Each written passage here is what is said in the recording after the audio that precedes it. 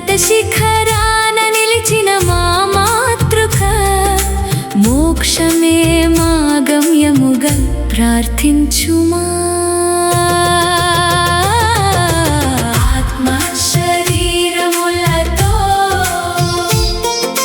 మోక్షము చేరిన మాత, నీ మోక్షరోపణ పండుగను ఘనముగా జరిపెదము.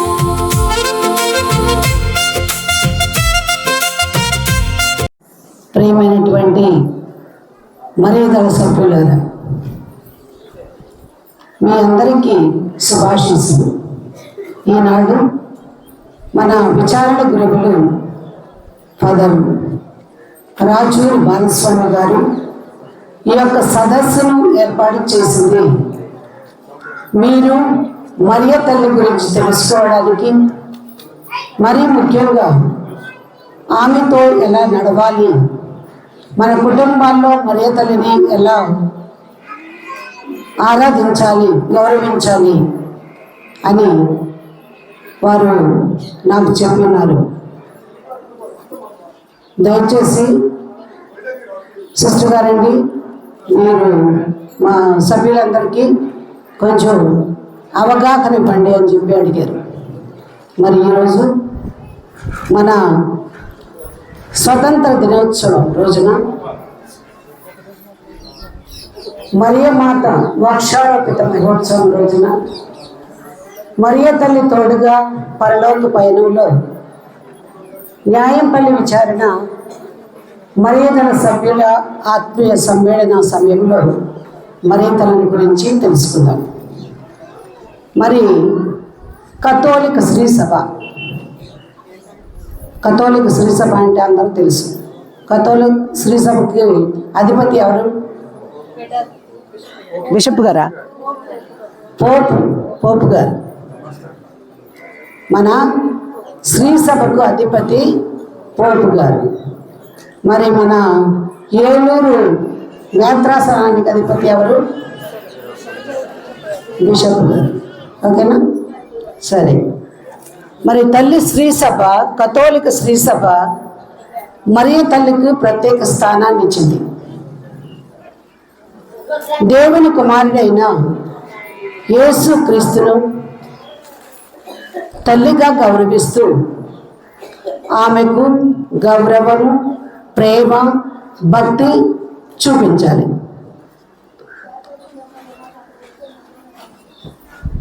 భక్తి అంటే మనందరం మరియదల సభ్యులు అంటే మనందరం మరియ తల్లికి తోడుగా నడుస్తానికి, ఆమె యొక్క విశ్వాసాన్ని మనం పెంపొందింప చేయడానికి, మన యొక్క విశ్వాసం ద్వారా దేవుని వైపు ప్రజలను నడిపించడానికి మనం మరియదలంగా చేరాం. కాబట్టి ఆ యొక్క భక్తిని దేవుని తల్లి అయిన మరియమ్మ గారిని గౌరవిస్తూ ఆమె విశ్వాసాన్ని ఆదర్శంగా తీసుకొని ఆమె ద్వారా యేసు వైపు మనందరం నడుద్దాం. ఓకేనా? అందరం నడుద్దామా మరియ తల్లి వైపు? ఓకే. మరి మన శ్రీ సభ క్రీస్తు శకం 431 సంవత్సరంలో ఎఫెసు దేవుని తల్లి అనే దాని గురించి ప్రస్తావన చేస్తే వాళ్ళు థియోటోకోస్ అంటే మదర్ ఆఫ్ గాడ్ అని గ్రీక్ లాంగ్వేజ్లో వాళ్ళు మదర్ ఆఫ్ గాడ్ అని తల్లి మరియకు బిరుదునిచ్చారు. ఆ మదర్ ఆఫ్ గాడే దేవుని తల్లి. దేవుడు ఈ లోకానికి వచ్చింది మనల్ని రక్షించడానికి కావలసింది ఒక తల్లి. తల్లి ద్వారా మానవ రూపంలో మన మధ్యకు ఆయన రావాలి. కాబట్టి దేవుడు ఒక కన్యకను ఎన్నుకున్నాడు. ఆమె మరియ తల్లి. ఆమె ఎలాంటి పాప కల్మషం లేకుండా పుట్టింది. కాబట్టి దేవునికి నిజదేవుడైనటువంటి యేసుక్రీస్తుకు మరి దైవ స్వభావం కలిగినటువంటి క్రీస్తుకు తల్లి అయింది కాబట్టి ఆమెను తిరుసభ దేవుని తల్లి అని సంబోధించడం జరిగింది. యేసు ప్రభు మానవ జన్మ ఎత్తారు, అదేవిధంగా దైవ స్వభావాన్ని కలిగి ఉన్నారు. రెండు స్వభావాలు కలిగి ఉండడం వల్ల ఆమెకు దేవుని తల్లి కాబట్టి ఆమెను మనందరం దేవుని తల్లి అని ప్రస్తావిస్తూ ఉన్నాం. కాబట్టి ఆయన తన తల్లిని దేవుని తల్లిగా పిలిచారు. అదేవిధంగా ఎలిజబెత్తమ్మని మనం చూసినట్లయితే లూకాసు వార్త 1వ అధ్యాయం 43వ వచనం, నా ప్రభువు తల్లి నా యొద్దకు వచ్చుట నాకు ఎలాగ ప్రాప్తించను.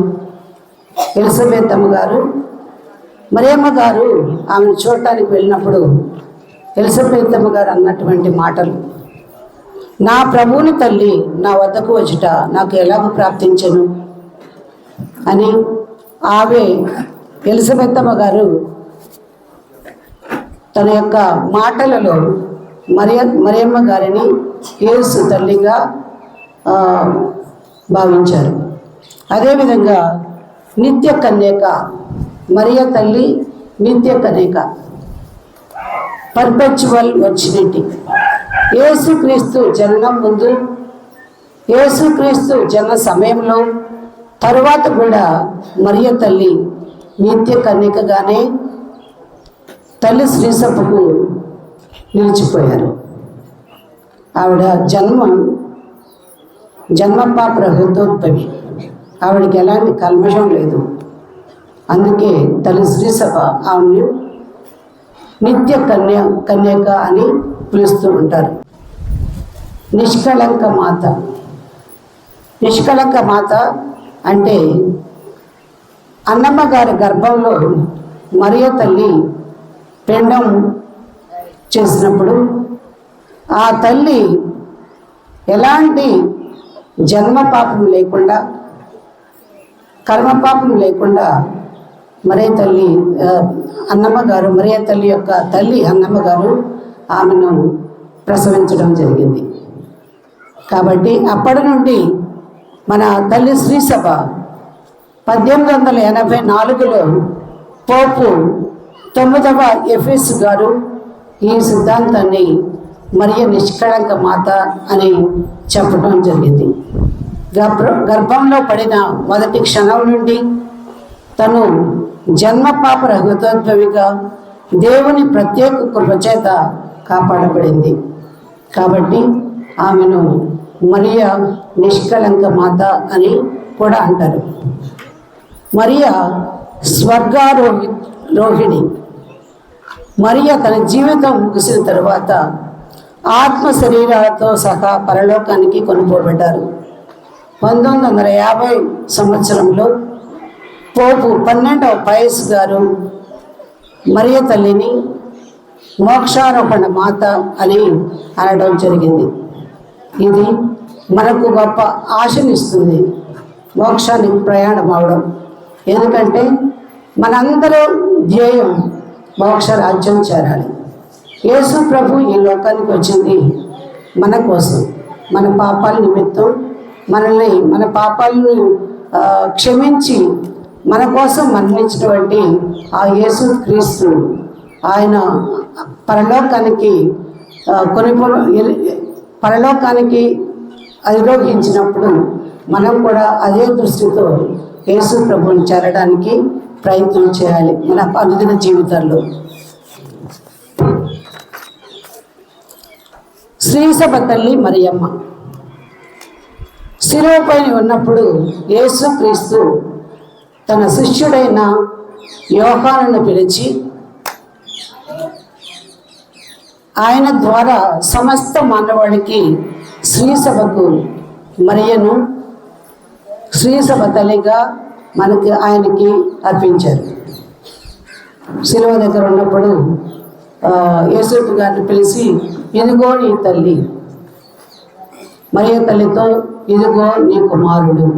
అంటే ఈ లోకంలో ప్రతి ఒక్క బిడ్డ, ప్రతి ఒక్క మనిషి మరియ తల్లికి కుమారుడు, ఆవిడ మనకు తల్లి.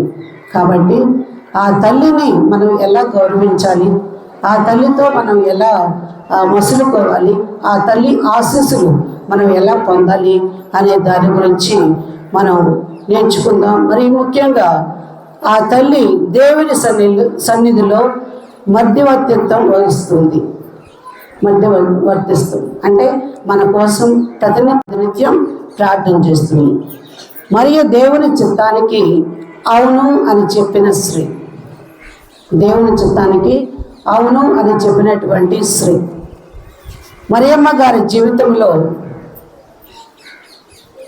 మనం చూసినట్లయితే గాబ్రియల్ సన్మనస్కుడు వచ్చి మంగళవార్త చెబుతూ ఉంటాడు. ఏమని చెప్పాడు? మంగళవార్త చెప్పం, అనుగ్రహ పరిపూర్ణరాల నీకు శుభము, ఏలిన వారు మీతో ఉన్నారు. ఏలిన వారు ఎవరితో ఉన్నారంట? ఎందుకని మరియమ్మ గారితోనే ఉన్నారు?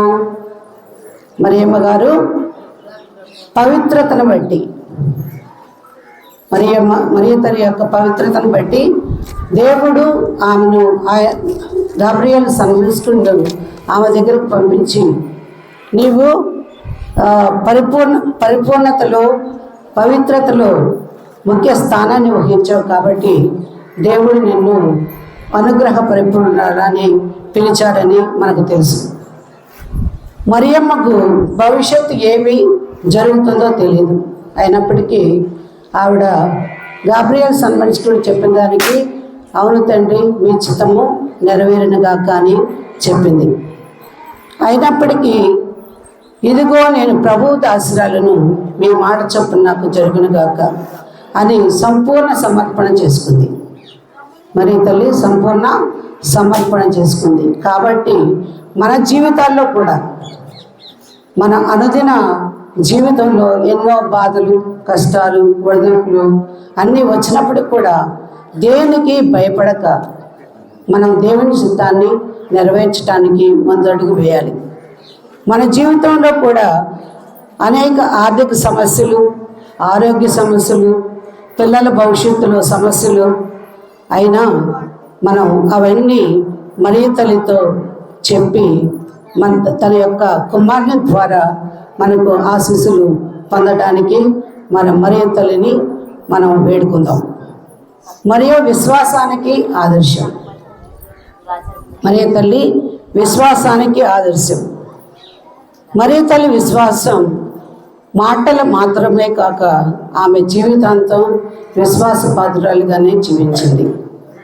దేవునికి విశ్వాసపాత్రులుగానే జీవించింది. యేసు బెత్లెహేములో జన్మించటం ఆమెకు తెలియదు. ఈజిప్టుకు పారిపోవడం ఎందుకు వెళ్తున్నారో కూడా తెలియదు ఆమెకి. యేసు ఆలయంలో సమర్పించడం, అది ఆచారం ప్రకారం వాళ్ళు దేవుణ్ణి కానుకగా సమర్పించారు. యేసుని కనిపించకుండా పారిపోయినప్పుడు ఆయన కోసం వెతకడం, అది ఒక బాధాకరం. 30 సంవత్సరాలు వచ్చిన తర్వాత యేసుక్రీస్తు ఏం చేశారు? సువార్త సేవ చేశారు. ప్రజల్లోకి వెళ్ళిపోయారు. తల్లి ఏమనుకుంటుంది? తనకేదో అండగా ఉంటాడు, లేకపోతే ఏదైనా పని చేస్తాడు, లేకపోతే తనకు తోడుగా ఉంటాడు అనుకుంది. కానీ లేకపోతే వాళ్ళ నాన్నకి యేసప్ప గారికి సహాయం చేస్తాడు వడ్రంగి పనులు అనుకుంది. కానీ ఆయన ఇలాంటి ఏమీ పట్టించుకోకుండా తన యొక్క తండ్రి పని నిమిత్తము ఆయన ఎక్కడికి వెళ్ళారు? ప్రజల్లోకి వెళ్ళారు. ప్రజలను రక్షించే మార్గంలో ఉన్నారు, ప్రజలను స్వస్థపరిచే మార్గంలో ఉన్నారు, ప్రజలను కాపాడటానికి, వాళ్ళ పాపాలను మన్నించటానికి కంకణం కట్టుకున్నాడు. మరి ముఖ్యంగా సిలువ మార్గం ఆయన చివరికి ఏం చేశారు? సిలువ మార్గాన్ని కూడా అనుసరించారు. సిలువ మార్గంలో ప్రయాణం అయ్యారు. అయినప్పటికీ తల్లి ఆయన విడవలేదు. అన్ని కష్టాలు, బాధలు, వేదనలు వచ్చినప్పుడు కూడా తల్లి ఆయన వెంటే ఉంటూ ఆయనకి సహాయం చేయలేనప్పటికి కూడా ఆయనతో పాటే నడిచింది. ఆ తల్లి ఆయనతో పాటే నడిచింది. లూకాసు వార్త 2వ అధ్యాయం 19వ వచనంలో చూసినట్లయితే మనకి కానీ మరియమ్మ అంతయు తన మనసును పదిలపరుచుకొని మనం చేయుచుండెను. గొర్రెల కాపురి తమతో చెప్పబడినట్లు తాము వినే వారిని చూసిన వారిని గురించి దేవుని వైభవం సాగించుచు తిరిగిపోయి. తల్లి అన్ని మనసులో పెట్టుకొని మననం చేస్తూ ఉంది. ఏమేమి జరుగుతుందో అన్నీ ఆలోచించింది. మన కుటుంబాల్లో కూడా కొన్నిసార్లు కొన్ని జరగరాని విషయాలు జరుగుతాయి. ఎందుకు జరుగుతాయో కూడా తెలీదు.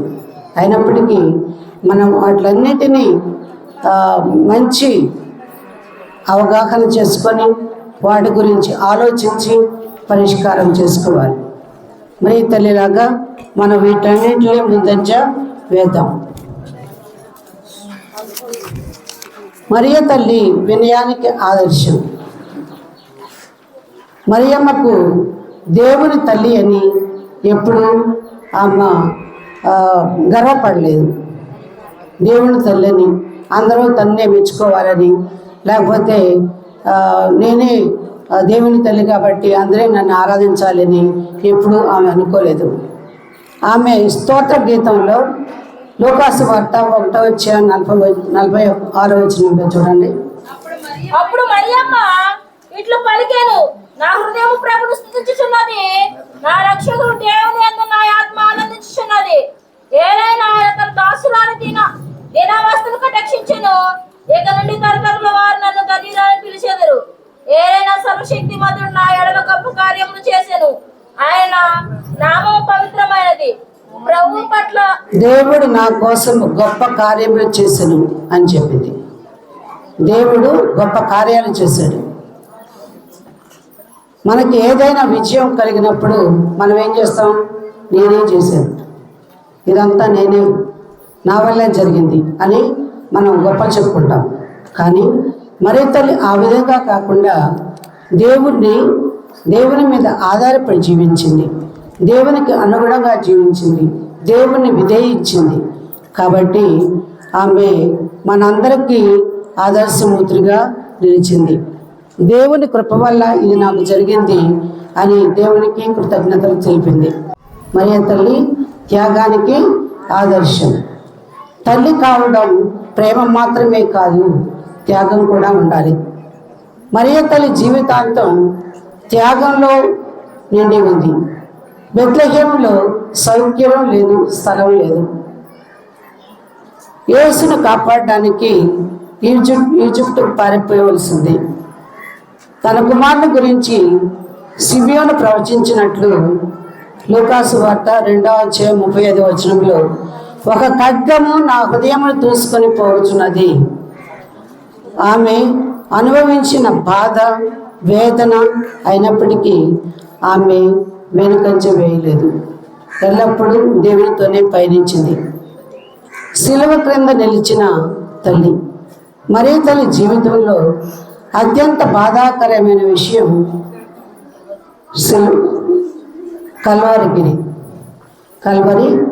కల్వరిగిరిలో ఏమైంది? కల్వరిగిరిలో యేసు ప్రభుని సిలువ వేశారు కదా. కల్వరిగిరిలో ఏమైంది?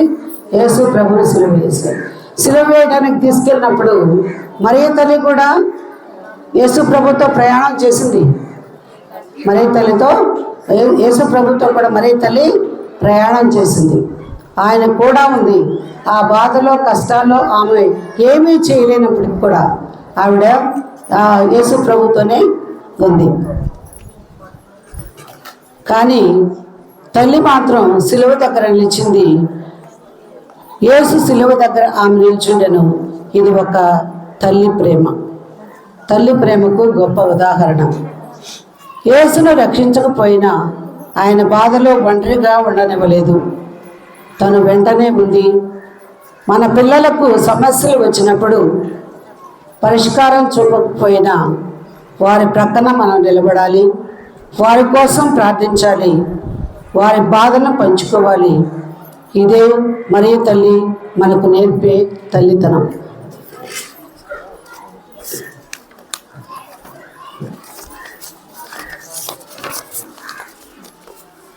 కానాపల్లిలో కరుణగల తల్లి. లూకాసు వార్త 2:3 అందులో పేరు రాయించుకునేటకు ప్రజలందరూ తమ తమ పట్టణంలోకి వెళ్ళిరి. యోసేపు దావీదు వంశస్థుడైన గయసేముల నజరేతు నుండి యూదయ సేవలో ఉన్న దావీదు పట్టణం బెత్లెహేమునకు జనాభా లెక్కలతో పేరు చేర్పించుటకై కానాపల్లి వివాహం. అధిక ద్రాక్ష రసం తక్కువ పడగా యేసు తల్లి వారికి ద్రాక్ష రసం లేదు అని ఆయనతో చెప్పాను. వారికి ద్రాక్ష రసము లేదు అని మరి తల్లి ఎవరితో చెప్పింది? యేసు ప్రభుతో చెప్పింది. ఆవిడకేంటి అవసరమా? వాళ్ళు పెళ్ళికి వెళ్ళారు, వివాహ మహోత్సవానికి వెళ్ళారు. యేసు ప్రభుతో శిష్యులతో కలిసి మరి తల్లి కూడా అక్కడికి వెళ్ళడం జరిగింది. అప్పుడు ఆవిడ ఏమి గమనించింది? వారికి ద్రాక్షారసం తక్కువైందని కుమారుని దగ్గరికి వెళ్ళి, అయ్యా వారికి ద్రాక్షారసం లేదు అని చెప్తే యేసుప్రభు ఏం చెప్పాడు?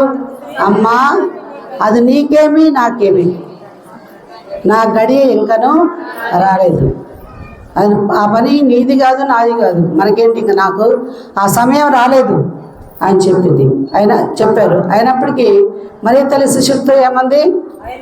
ఆయన చెప్పినట్లు చేయుడు. ఆయన చెప్పినట్లు మన జీవితాల్లో కూడా మరి తల్లిని అనుసరిస్తూ దేవుని వాక్యాన్ని చదివి ఆలకించి మననం చేసి దాన్ని పాటించటం మన యొక్క బాధ్యత. తల్లి మరియా ఈరోజు మనకు నేర్పిస్తున్న సత్యం ఇది. మరియ తల్లి మనను తన వైపు ఆకర్షించదు, ఆమె మనలను యేసు వైపు నడిపిస్తుంది. అందుకే మనం మరియను ప్రేమిస్తే యేసును మరింత ప్రేమించాలి. మరియను గౌరవిస్తే యేసు మాటను మరింత పాటించాలి. మరియను అనుసరించాలి అంటే ఆమె విశ్వాసాన్ని అనుసరించాలి. మరియ ప్రార్థించే తల్లి. మరి ఎలాంటి తల్లి? ప్రార్థించే తల్లి. యేసు మోక్షారోహణం అయిన వెంటనే శిష్యులందరూ భయపడిపోయారు. యేసుప్రభు చచ్చిపోయిన తర్వాత శిష్యులందరూ ఎక్కడికి వెళ్ళిపోయారు? చల్లా చెదురైపోయారు. ఎక్కడికి వెళ్ళిపోయారు? చల్లా చెదురైపోయి భయంతో వాళ్ళు దాక్కున్నారు.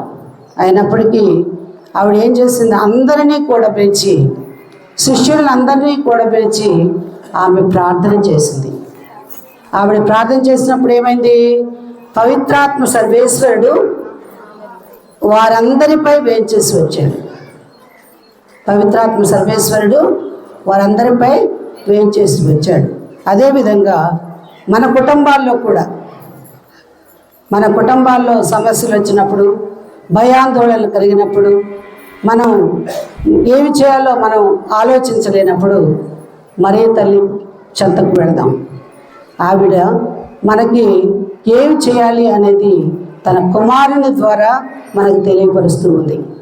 మనం ఎప్పుడైతే వాక్యం చదువుకుంటామో, బైబిల్ చదువుకుంటామో, వెంటనే మనకి ఒకలాంటి తృప్తి, ఒకలాంటి సంతోషం, ఒకలాంటి ఆనందం, తెలియలేనటువంటి ఆనందాన్ని, అనుభూతిని మనం అనుభవిస్తాం. కాబట్టి మన బాధల్లో, మన కష్టాల్లో కూడా మన మరి తల్లిని విడవకుండా ఆమెనే మనం చూడాలి.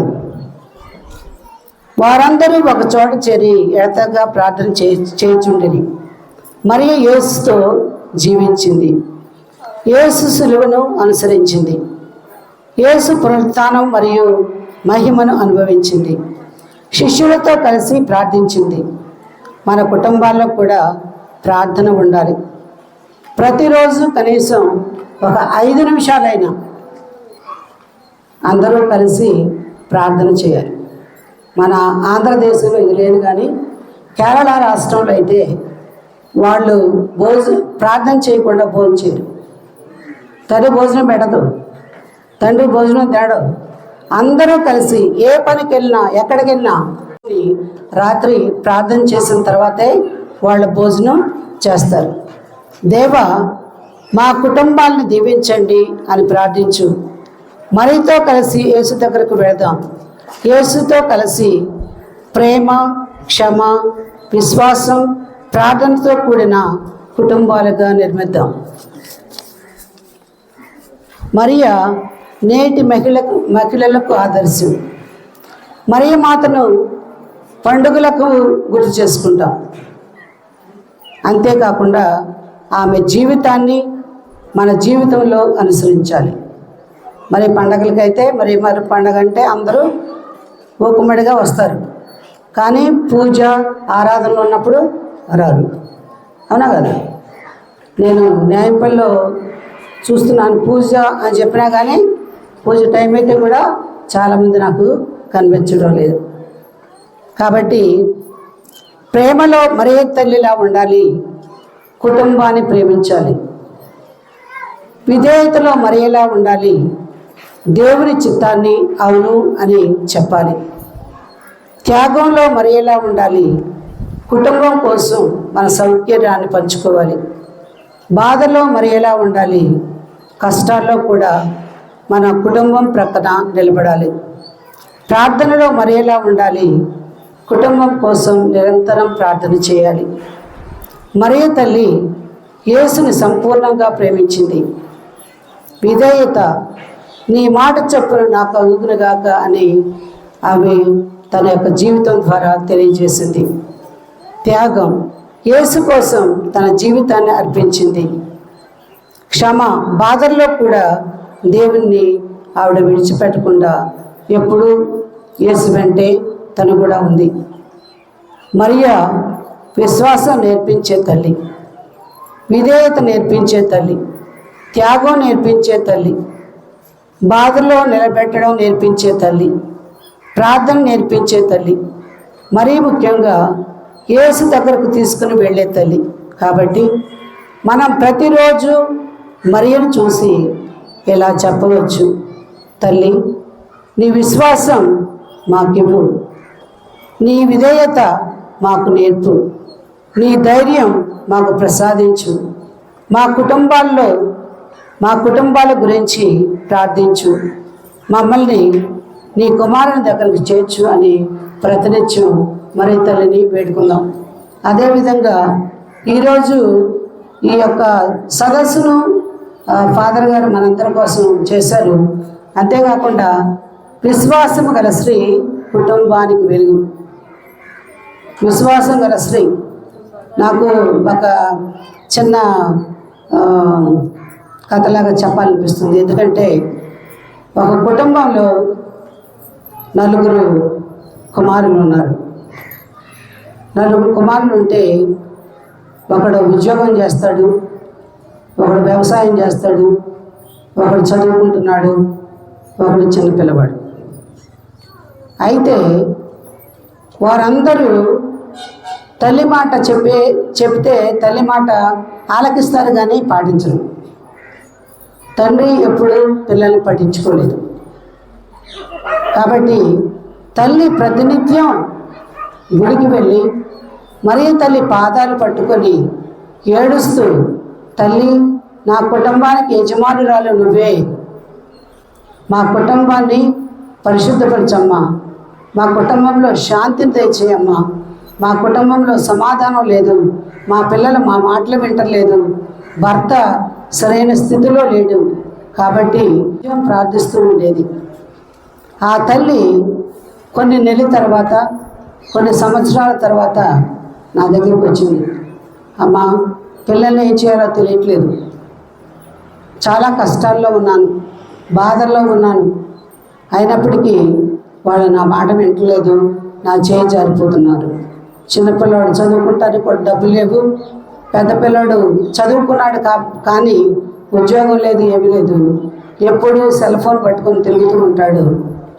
రెండో వాడు వ్యవసాయంకి వెళ్తాడు, వాడు డబ్బులు తెచ్చుకొని వాడే ఖర్చు పెట్టుకుంటాడు. ఈ విధంగా చెప్పి చాలా బాధపడేది. అప్పుడు నేను ఒక మార్గం చెప్పాను ఆమెకి. ప్రతిరోజు ఉదయం నీ మోకాళ్ళు వంచి ప్రార్థన చేయి.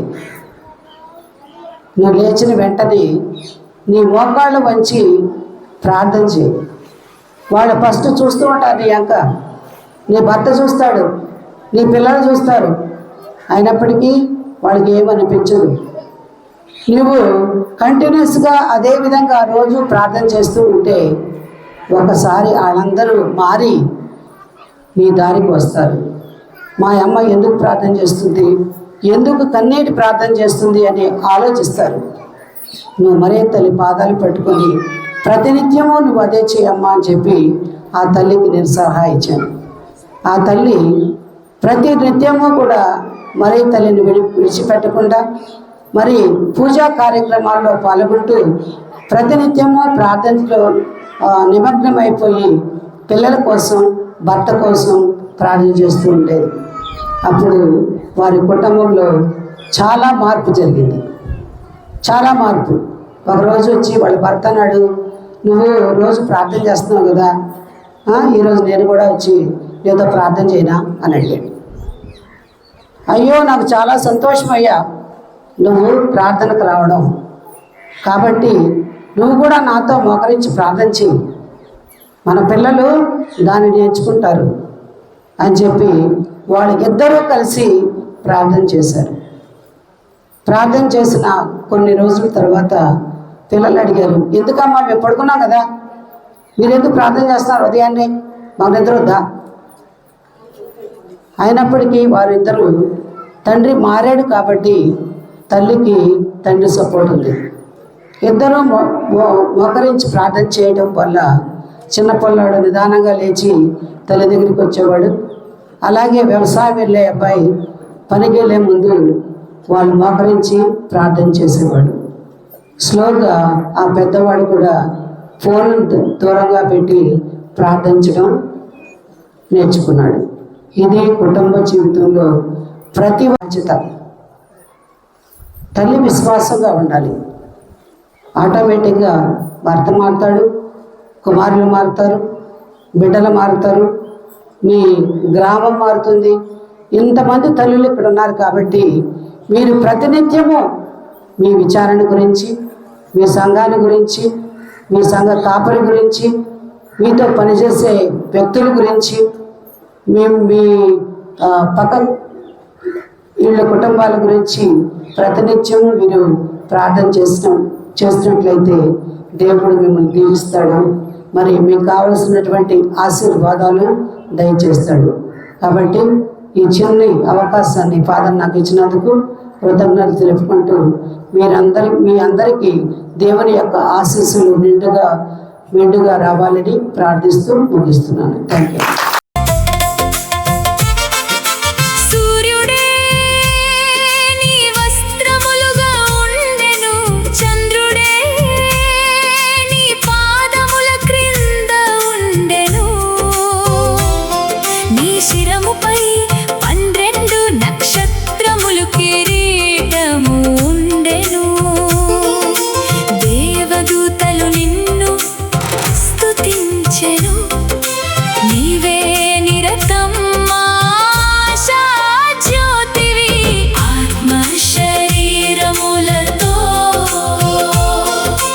మోక్షము చేరిన